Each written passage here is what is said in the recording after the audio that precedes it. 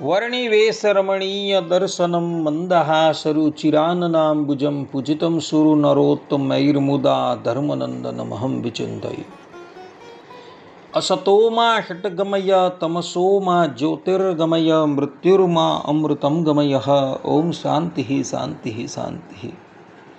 અસ્મદ્ગુરુ સમારંભામ નાથયામૂનમધ્યમામ લક્ષ્મીવલ્લભપર્યંતામ વંદે ગુરુ પરંપરા. આજની જ્ઞાન સભાની અંદર પધારનારા બધા જ ભગવદ્ ભક્તોને વેદાંતાચાર્ય, પુરાણ ઇતિહાસાચાર્ય, એમ ફિલોસોફી શાસ્ત્રી રાકેશભાઈના હિતપૂર્વક જય સ્વામિનારાયણ.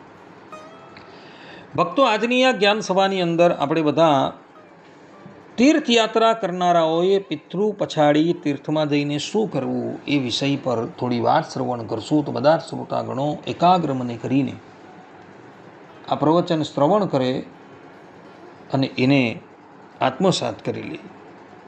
તો ભગવાન સ્વામિનારાયણ શિક્ષાપત્રીના 83મા શ્લોકમાં પોતાના સમસ્ત આશ્રિતોને આજ્ઞા આપતા કહે છે કે કર્તવ્ય દ્વારિકા મુખ્ય તીર્થયાત્રા યથાવિધિ સર્વેરપી યથાશક્તિ ભાવ્યમ દીનેષુ વત્સલૈ. અર્થાત કે સર્વે જે અમારા આશ્રિત તેમણે દ્વારિકા આદિ કે જે તીર્થ તેમની યાત્રા જે તે પોતાના સામર્થ્ય પ્રમાણે યથાવિધિએ કરીને કરવી અને વળી પોતાના સામર્થ્ય પ્રમાણે દીનજનને વિશે દયાવાન થવું. આ પ્રમાણે ભગવાન સ્વામિનારાયણે જે પ્રમાણે આજ્ઞા આપી છે તે પ્રમાણે બધા જ ભગવદ્ ભક્તો તીર્થયાત્રા તો અવશ્ય કરતા હશે. પરંતુ એ તીર્થયાત્રા કરતા દરમિયાન એણે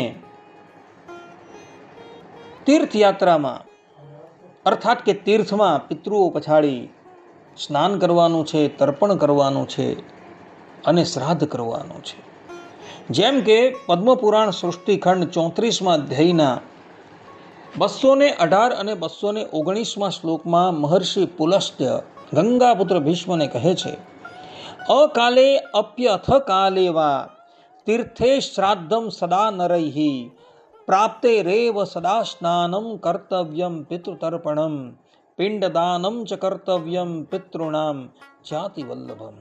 અર્થાત કે શ્રાદ્ધને યોગ્ય સમય હોય યા ન હોય, તીર્થમાં પહોંચતા જ મનુષ્યએ પિતૃ પછાડી સર્વદા સ્નાન, તર્પણ અને શ્રાદ્ધ અવશ્ય કરવા જોઈએ. આ પ્રમાણે અહીં મહર્ષિ પુલસ્ત્યએ સ્પષ્ટ રૂપે કહેલું છે કે કોઈ પણ વ્યક્તિ કોઈ પણ તીર્થમાં જાય ત્યારે એણે પિતૃ પછાડી સ્નાન કરવાનું છે, તર્પણ કરવાનું છે અને શ્રાદ્ધ કરવાનું છે. કદાચ શ્રાદ્ધ કરવાનો અવકાશ ન હોય અને શ્રાદ્ધ કરવાની ઈચ્છા હોવા છતાં પણ બ્રાહ્મણ આદિક ન મળે તો એણે સ્નાન અને તર્પણ તો અવશ્ય કરવાનું છે. પરંતુ સ્નાન કરવાની અંદર પણ એણે વિવેક રાખવાનો છે. જેના માતા પિતા હયાત હોય એને અર્થે ડૂબકી મારીને સ્નાન કરવાનું છે. પણ જેના માતા પિતા હયાત નથી, અર્થાત કે જેના માતા છે, પિતા છે ઇત્યાદિ પરલોકવાસી થઈ ગયા છે, એવા વ્યક્તિએ ડૂબકી મારીને સ્નાન કરવાનું નથી. એણે એ તીર્થમાં કુશ અથવા તો દર્ભ લેવાનો છે અને એ કુશ અને દર્ભ લઈ એણે જળની અંદર ઊભા રહ્યા થકા એ પિતૃઓનું ધ્યાન કરીને, અર્થાત કે માતા છે, પિતા છે ઇત્યાદિકનું ધ્યાન કરતા કરતા એણે જળની અંજલિ લઈને એ કુશને નવડાવી દેવાનું છે. તમારી આ જેટલા પણ સભ્યો પરલોકવાસી થઈ ગયા છે એનું ધ્યાન કરતા કરતા એણે એ કુશને નવડાવવાનું છે.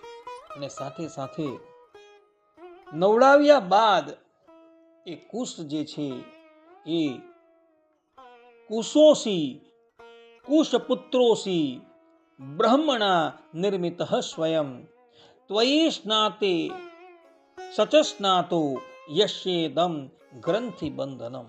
આ પ્રમાણેના મંત્રોનું ઉચ્ચારણ કરતા થકા એ કુશની ગાંઠ ખોલી એને નદીની અંદર અથવા તો તળાવની અંદર વહેવડાવી દેવાનું છે. જેના પિતૃઓ મૃત્યુ પામેલા છે એ લોકોએ તીર્થમાં જઈ આ પ્રમાણે સ્નાન કરવાનું છે. અને પિતૃઓ પછાડી જલાંજલિ આપવાની છે. માટે ભક્તો, જ્યારે પણ તમે કોઈ નાનામાં નાના તીર્થની પણ યાત્રા કરતા હો ત્યારે કમસે કમ પિતૃઓ પછાડી સ્નાન છે અને તર્પણ તો અવશ્ય કરજો.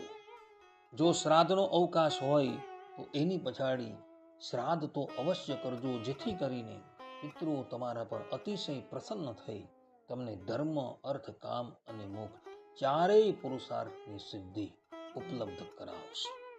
માટે બધા જ ભક્તો આ વાત જે છે એ આત્મસાત કરીને રાખે.